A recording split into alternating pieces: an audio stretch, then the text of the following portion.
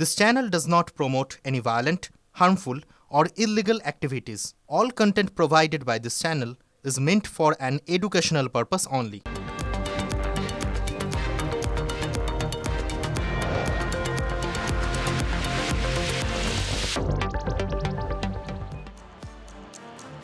নমস্কার, দেখছেন টিভি9 বাংলা বেঙ্গল ব্রেকিং নিয়ে আপনাদের সঙ্গে আমি অনির্বাণ আর আমার সঙ্গে আমি শুভজিৎ রয়েছি। আর শুরুতেই আমরা বেলডাঙ্গার খবরে চোখ রাখবো, তার কারণ বেলডাঙ্গায় প্রতিবাদের নামে যেটা চললো সেটাকে গুন্ডামি বললেও বোধহয় কম বলা হয়। জাতীয় সড়ক, রেল লাইন অবরোধ করা হলো, দুর্বৃত্তদের ভাঙচুর চললো লেভেল ক্রসিং, বাস, হোটেলে। আর তাণ্ডবের দুদিনের মাথায়, মানে বলা ভালো দুদিন পরে অবশেষে অ্যাট লাস্ট অ্যাকশনে নামলো পুলিশ। তাণ্ডবের পিছনে কারা, এ প্রশ্ন এই মুহূর্তে গুরুত্বপূর্ণ।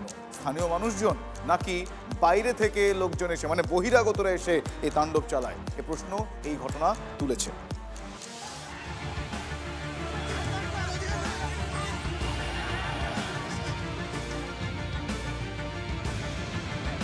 শুক্রবারের পর শনিবারও জ্বলল বেলডাঙ্গা। তবে এই দিনের প্রতিবাদের নামে নৈরাজ্য আরো ভয়ঙ্কর হয়ে উঠল।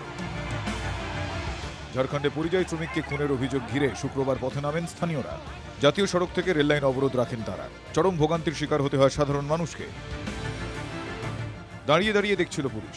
শনিবার আবারও বিহারে মুর্শিদাবাদের এক পরিযায়ী শ্রমিককে মারধরের অভিযোগ ওঠে। আমার জানলে হারিয়ে বাড়িতে 2 লক্ষ টাকা দিয়ে চাকরি দিবে, তাই তো? তাহলে আমার যে এইটাই আবেদন আর এইটাই দাবি যে এই বাঙালি যে বিহারি আছে, উড়িয়া আছে, তারা 1 কোটিরও বেশি আছে। আমরা তো 30,000 40,000 আছি। তাদেরকে তাড়িয়ে দেখ। আমরা বাঙালিরা বাংলায় করে খাবো। আমরা বাংলায় শ্রমিকের ব্যবসা করবো। আমরা যাবো না বিহারে। তার প্রতিবাদে বেলডাঙ্গার বড়ুয়া মোড়ে 12 নম্বর জাতীয় সড়ক অবরোধ করে বিক্ষোভ। আগুন জ্বলল আর অগ্নিগর্ভ হলো পরিস্থিতি। চলল রীতিমতো তাণ্ডব, ভাঙা হলো লেভেল ক্রসিং, স্তব্ধ হয়ে যায় ট্রেন চলাচল। আমাদের সব বন্ধ করা আছে তো, ভয়ে আতঙ্কে এই তো হতেই থাকবে, কিছুদিন ধরে হতেই থাকবে। এরকম একটা ক্যাম্প আপাতত বেলডাঙ্গাতে দীর্ঘদিনের জন্য কিছুদিন থাকা দরকার আছে, যেহেতু ছোট ছোট ব্যবসাদার আমরা সবাই কষ্ট করে এখানে ব্যবসা করে মানুষ দিন যাপন করে। এতক্ষণ পুলিশ ছিল না, আমরা দোকান বন্ধ করে দাঁড়িয়েছিলাম। দুদিন ধরে চলা তাণ্ডবে শনিবারে চোখ খোলে পুলিশের। অবশেষে রাস্তায় নামে পুলিশ বাহিনী। লাঠি চার্জ করে পরিস্থিতি নিয়ন্ত্রণে আনার চেষ্টা করে পুলিশ। চলে রুট মার্চ। নম্বর জাতীয় সড়ক বড়ুয়া মোড়, সেই এলাকা এই প্রথমে তাদেরকে সরিয়ে দেওয়া হয়। এরপর যে রেল লাইন রয়েছে সেই রেল লাইনের উপর যারা জমায়েত ছিল সেই সমস্ত অবরোধকারী, যারা আন্দোলনকারী, তাদেরকে সরিয়ে দেওয়া হয় এবং লাঠিচার্জ করা হয়। সব মিলিয়ে যে আন্দোলনের নামে এক কথায় তাণ্ডব, সেই তাণ্ডবের শেষমেশ অ্যাকশন মোডে পুলিশ। কিন্তু কারা তাণ্ডব চালালো বেলডাঙ্গায়? তারা কি স্থানীয় নাকি তাণ্ডবের নেপথ্যে বহিরাগতরা? পরিযায়ী শ্রমিক থেকে কি ইস্যুটা অন্যদিকে নিয়ে যাওয়ার চেষ্টা হচ্ছে যারা আন্দোলন করছে?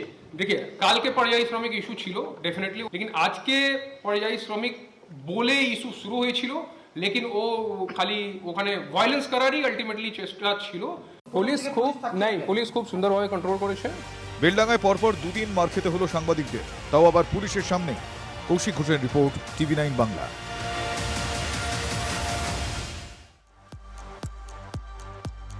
প্রতিবাদের নামে তাণ্ডব, ইট বৃষ্টি। বেলডাঙ্গায় হিংসার আগুনে তপ্ত রাজনীতি। মালদার সভা থেকে প্রধানমন্ত্রী নরেন্দ্র মোদীর নিশানায় তৃণমূল। হিংসায় বিজেপির ইন্ধনের পাল্টা অভিযোগ অভিষেক বন্দ্যোপাধ্যায়। নাম না করে অধীর চৌধুরীকেও নিশানা করেছেন অভিষেক। পাল্টা দিলেন অধীর। कल ही देखा है, एक महिला पत्रकार के साथ टीएमसी के गुंडों ने कितनी अभद्रता की है। এই যে ঘটনাটা ঘটছে, এর ইন্ধন দিচ্ছে বিজেপির বাবুরা। আর একটা নতুন গদ্দার তৈরি হয়েছে এই মাটিতে।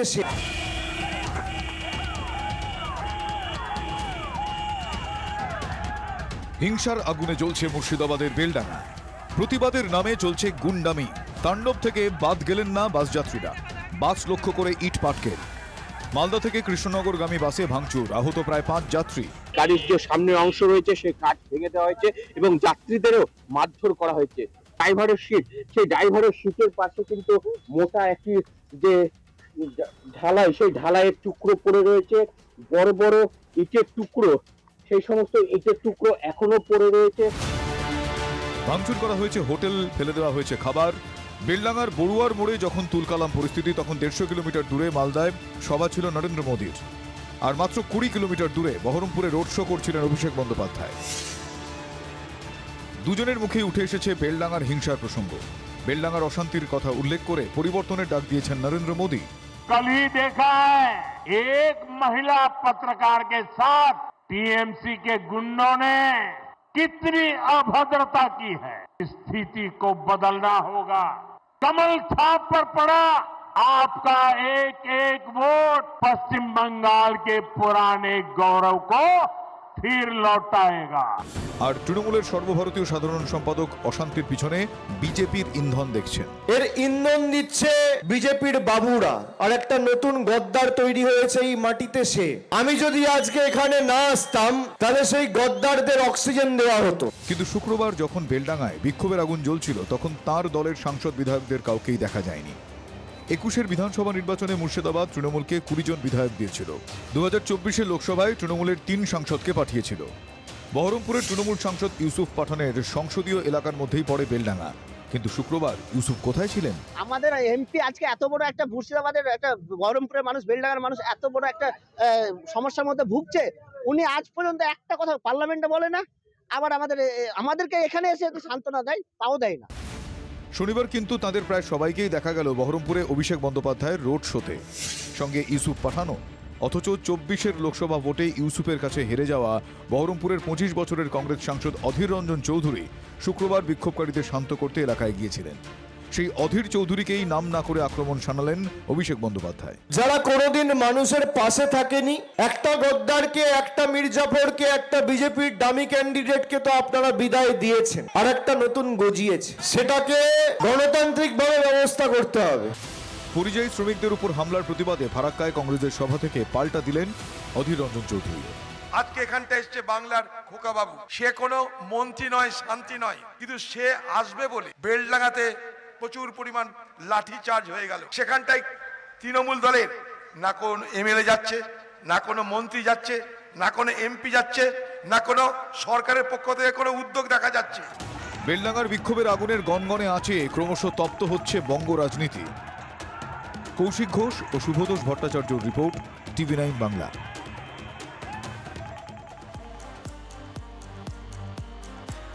এসআইআর এর শুনানির নামে হেনস্থা হচ্ছে, এমনই অভিযোগে বিক্ষোভ চলছেই। টায়ার জ্বালিয়ে রাস্তা অবরোধ করছেন এলাকাবাসী, কোথাও সামনে আর কোথাও পিছনে। সবকিছুর পিছনে তৃণমূল। এসআইআর এর শুনানির নামে ভোটারদের হয়রানির অভিযোগ। বারাসত থেকে বীরভূম, মঙ্গলকোট থেকে চন্দ্রকোনা, রাজ্যের দিকে দিকে বিক্ষোভের আগুন।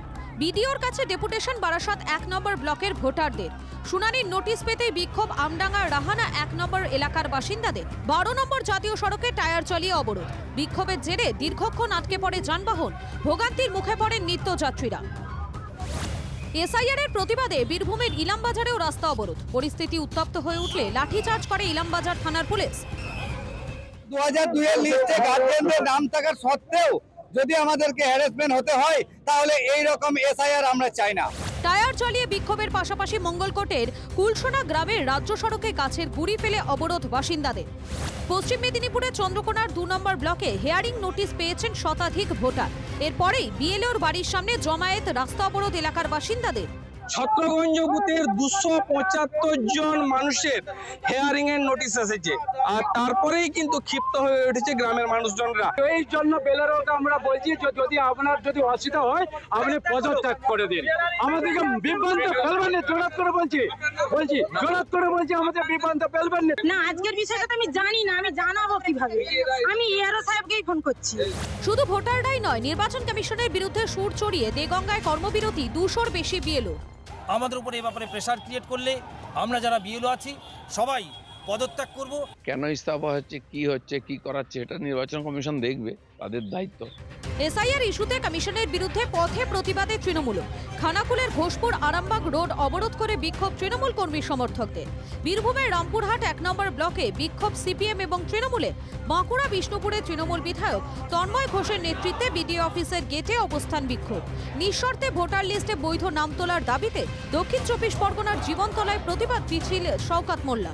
কোন রকম বিজেপির দালালি করে, পরিকল্পনা করে বাংলার মানুষের বৈধ ভোটার কেটে দেওয়া যাবে না। টিএমসি প্ল্যান করে এগুলো করাচ্ছে, ঝামেলা হুজ্জতি, যে এখনো যে ফলস ভোটার রয়ে গেছে খসড়া লিস্টে সেগুলো যেন বাদ না যায়, তার জন্য এই ধরনের ড্রামা করছে ওরা।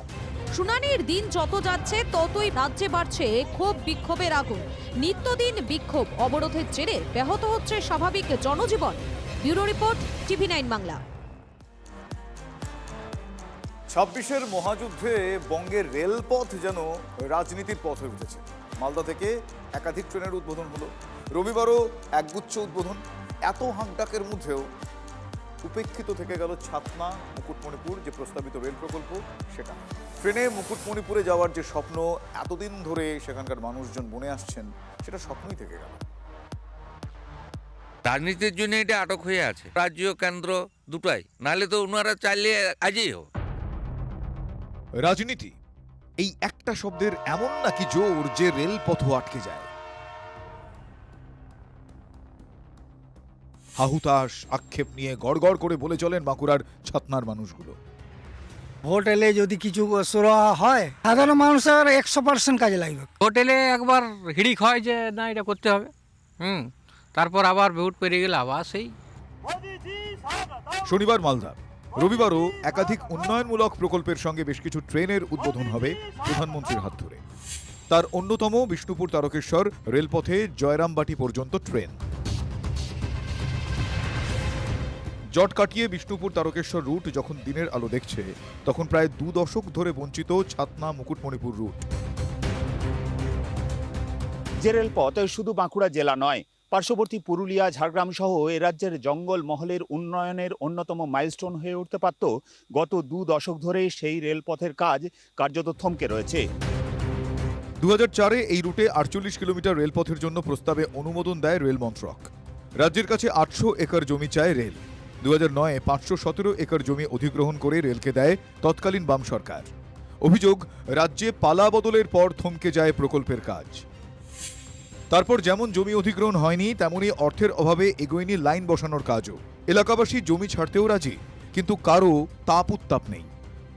আমরা দুটা সংস্থা হবে, বেকার ছেলেগুলো বাঁচবে, আমরা তো সবসময় রেল চাই, তার জন্য তো জমি ছাড়ি দেওয়া হয়েছে। তো জঙ্গলমহলের অন্যতম স্বপ্নের রেল প্রকল্প কার্যত বিষ বাঁও জলে। তৃণমূল, বিজেপি বা বাম সবাই দোষারোপে ব্যস্ত।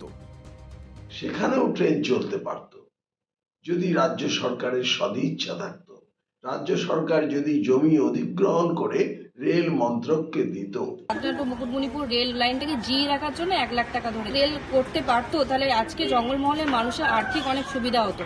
এরা মানুষকে অপদস্থ করতে চায়। জঙ্গলমহল একটা বিস্তীর্ণ এলাকায়, এটা একেবারে প্রায় বন্ধ হওয়ার মুখে চলে গেল প্রকল্পটা। এটা আমাদের জেলাবাসীর কাছে খুবই দুর্ভাগ্য। রেলের জমিতে লাইন নেই, আছে শাপলা, আগাছা। ছাতনা স্টেশনে জ্বলছে লাল সিগন্যাল। রেল লাইনের আশা আকাঙ্ক্ষায় লাল বাতি। বাঁকুড়া থেকে হীরক মুখোপাধ্যায়ের রিপোর্ট, TV9 বাংলা।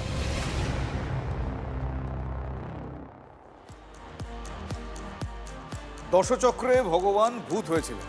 পুরুলিয়ার আরশার সটরা গ্রামের কমলা সহিস কংগ্রেস সহিসরা ভূত হয়েছেন সরকারি বাবুদের দৌলতে।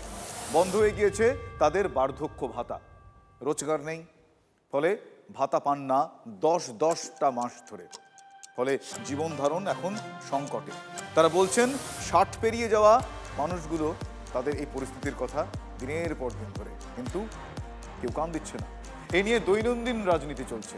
সে রাজনীতি নিজের গতিপথ নিচ্ছে ঠিকই, কিন্তু কেউই এই মানুষগুলোর কাছে কোনো সমাধান নিয়ে এখনো পর্যন্ত আসতে পারে। পেনশন নাই, আমি কোনো চিকিৎসা করাতে পাচ্ছি না। এটা কংগ্রেস মারা গেছে এই বলে ঘোষণা করে দিয়েছে আমাকে। দিনে একবার ওই মার ভাত আর রাতে একবার রুটি।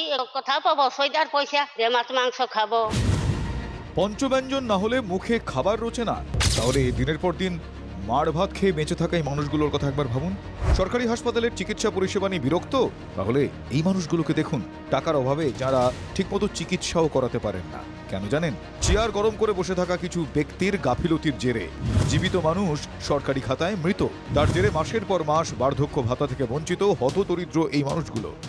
এমনই ছবি পুরুলিয়ার আরশা ব্লকের হেসলা পঞ্চায়েতের সটরা গ্রামের সহিসপাড়ায়। ওই জুলাই মাস থেকে আমার পেনশন নাই। পঞ্চায়েতে বলছে আমরা জানি না, উপরে তোমার কাটাই গেলছে, আমরা কি করব? অফিসে যাও, জিজ্ঞাসা করে বলো। এখন আমি ভাড়াই কোথা পাবো? বলছে তোমার বাবার নাম চামু সহিস হয়ে গেছে। তো বলছে চামু হয়েছে, বেটা কংগ্রেস মারা গেছে এই বলে ঘোষণা করে দিয়েছে আমাকে। আর আমি তো এখন মারা যাইনি, অভাব এখন অনেক সমস্যা চলছে, এটা আর কি বলবো আপনাকে। ভারতের 80 কোটি মানুষ রেশনের উপর নির্ভরশীল।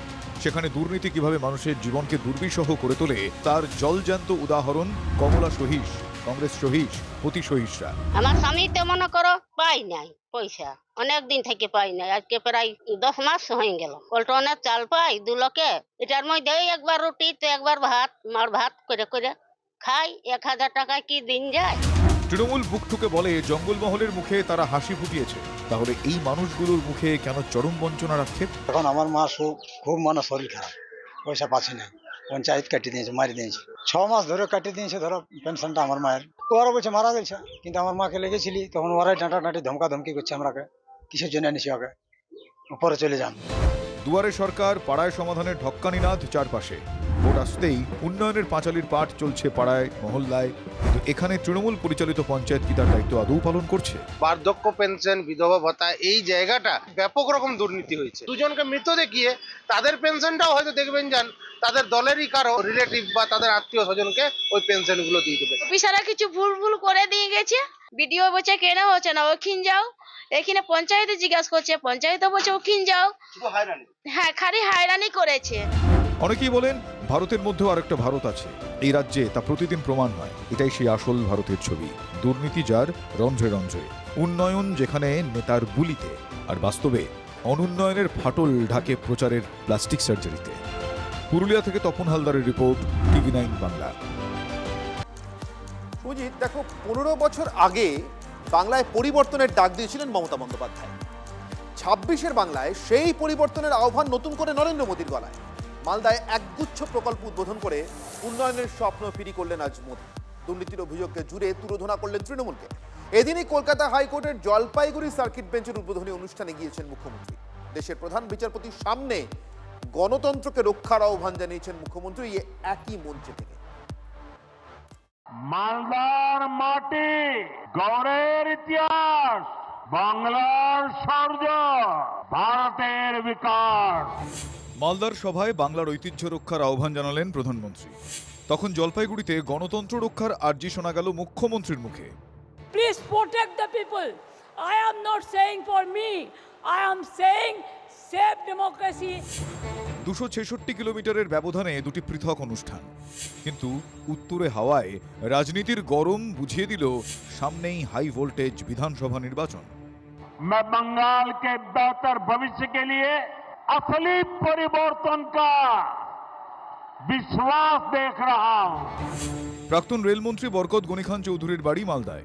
সেই মাটিতে দাঁড়িয়েই দেশের প্রথম বন্দে ভারত স্লিপার ট্রেনের উদ্বোধন করলেন প্রধানমন্ত্রী। সব মিলিয়ে রেল ও রাস্তা সহ মোট 3250 কোটি টাকার প্রকল্পের সূচনা হলো তার হাতে। উন্নয়নের ধারা বজায় রাখতে তৃণমূলকে উৎখাত করার ডাকও দিলেন নরেন্দ্র মোদী। ऐसी पत्थर दिल सरकार, ऐसी निर्मम सरकार, बंगाल से विदाई जरूरी है। पाल्टानो दरकार, चाहे বিজেপি সরকার। প্রধানমন্ত্রী যখন মালদায়, তখন জলপাইগুড়িতে কলকাতা হাইকোর্টের সার্কিট বেঞ্চের উদ্বোধনী অনুষ্ঠানে ছিলেন মুখ্যমন্ত্রী। দেশের প্রধান বিচারপতি, কলকাতা হাইকোর্টের প্রধান বিচারপতির উপস্থিতিতে কেন্দ্রীয় এজেন্সির স্বচ্ছতা ও আইনের শাসন বজায় রাখার আহ্বান জানান Mamata Bandyopadhyay. Please see, there are so many agencies are defaming, deliberate attempt to defame. Please protect the people. We are under your custody. You are the guardian of the constitution. Nobody super than you. সম্প্রতি তৃণমূলের vote কুশলী সংস্থা আইপ্যাকের অফিসে ইডির হানা নিয়ে তুলকালাম চলছে বাংলার রাজনীতিতে। রাজ্যের প্রশাসনিক প্রধান ও পুলিশের ভূমিকার কথা আদালতে জানিয়েছে ইডি। জল গড়িয়েছে সুপ্রিম কোর্ট পর্যন্ত। এই পরিস্থিতিতে দেশের প্রধান বিচারপতির সামনে মমতা বন্দ্যোপাধ্যায়ের আহ্বান অত্যন্ত তাৎপর্যপূর্ণ। ये मामला ऑनरेबल सुप्रीम कोर्ट में पेंडिंग है। लॉ एंड ऑर्डर मेंटेन करना पड़ेगा, नहीं तो अराजकता फैल जाएगी। सुप्रीम कोर्ट ने कहा कि नहीं कहा बताओ? लॉ एंड ऑर्डर मेंटेन करना राज्य सरकारों का काम है, केंद्र सरकार भी उसमें भूमिका निभाती है। এদিকে কলকাতা হাইকোর্টের জলপাইগুড়ি সার্কিট বেঞ্চের ভবন উদ্বোধনের অনুষ্ঠানের এই ফ্রেম ঘিরেও নতুন বিতর্ক। অনুষ্ঠানের শুরুতে বিচারপতিদের উত্তরীয় পরিয়ে সম্মান জানান মুখ্যমন্ত্রী, কিন্তু দেশের আইনমন্ত্রী অর্জুন রাম মেঘওয়ালকে খাদা না পরানোয় প্রশ্ন তুলতে শুরু করেছে বিজেপি। আইনের যে কৃষ্টি বা বাঙালির যে সংস্কৃতি, বাঙালির যে কালচার, সেটা তো উচিত ছিল যে কেন্দ্রীয় মন্ত্রীকে মালা পরানো বা কেন্দ্রীয় মন্ত্রীকে সংবর্ধনা দেওয়ার। ওনার সেই কৃষ্টি কালচার তো নেই। সামনে বাংলা ও অসমে বিধানসভা ভোট, তার আগে বন্দে ভারত স্লিপার জুড়ে দিচ্ছে দুই প্রতিবেশী রাজ্যকে।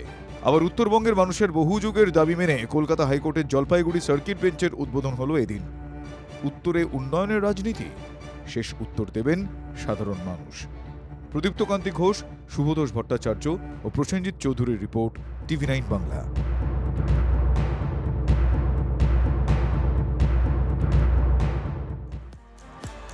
লোকসভা ভোটে অর্জুন সিংকে চক্রব্যূহে আটকেছে তৃণমূল, কিন্তু ভাটপাড়া বিধানসভা তা তো পদ্ম ফুলে রেখেছে ভরসা। যে সিং পরিবারের প্রতি ভাটপাড়ার আস্থা কয়েক দশকে রয়েই গিয়েছে, এবার ভাটপাড়া কাটতে তাই আদা জল খেয়ে তৃণমূল নেমে পড়েছে। অর্জুন পুত্র পবনও নিজের মতো করে ওই ঘুঁটি সাজাচ্ছে। ঠাকুর বাবা টু আমার বাবা, বাবা টু আমা, এই চিন্তা ভাবনার জন্য এখানে মানুষ একটা বিশ্বাস চলে এসেছে। ভাটপাড়াও আমরা এবার রিকভারি করব। কি করে করবে? মানুষের সমর্থন। সিংকে 2021 থেকে 2026 অবধি কয়টা পোস্টার ছাড়া মানুষ কবার দেখেছে? নির্বাচনের আগে পবন সিং যে বেঁচে আছেন বা পবন সিং বলে কেউ আছেন, এটা প্রমাণ করার জন্য তিনি এটা করছেন। 2019-ও এরকম কোয়েশ্চেন, 2021-ও এরকম কোয়েশ্চেন আপনি রেজ করেছেন, তো মানুষ আমাকে ভোট দিয়ে আমাকে MLA করে দিয়েছে। আপনার পাশে আর কিছু ম্যাটার নেই আমার ব্যাপারে, শুধু আমি দেখা যায় না এই একটা ম্যাটার আছে। গত লোকসভা নির্বাচনে ব্যারাকপুরে অর্জুন হারলেও ভাটপাড়া তার সঙ্গে ছিল। খাস তালুক থেকে 14,000-এর বেশি ভোটের লিড পান অর্জুন। সেটাই কি সিং পরিবারের ভরসা? যত আমার ক্ষমতার মধ্যে কাজ আছে আমি করে, আর বাকি তো কাজের উপরে জব ডিসাইড হবে তো নিশ্চয়ই 100% আমি বলতেই পারবে কি আমিই হবে। আমাদেরও খামতি আছে, আমরা এটা রিকভারি করছি। আমরা আমাদের যে খামতি, আমাদের সাংগঠনিক দুর্বলতা, এগুলোকে রিকভারি করে এবার ভাটপাড়া বিধানসভা জেতার জন্য আমরা অল আউট ঝাঁপাচ্ছি। ভোটার তালিকার বিশেষ নিবিড় সংশোধনে ভাটপাড়ায় ভোটারের অঙ্কে বদল এসেছে।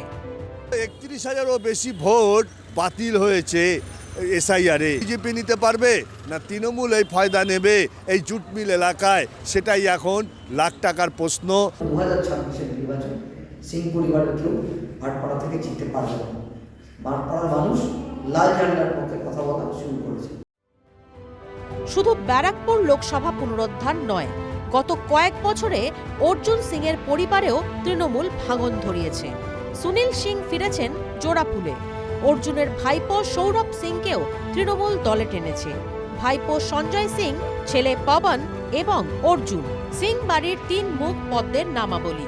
পদবি দেখেই কি আরও একটা ভোট দেবে ভাটপাড়া, নাকি লোকসভা ভোটের মডেল ফিরবে? ভাটপাড়ায় টোল উঠে গেলেও পোল চর্চা পুরোদমে।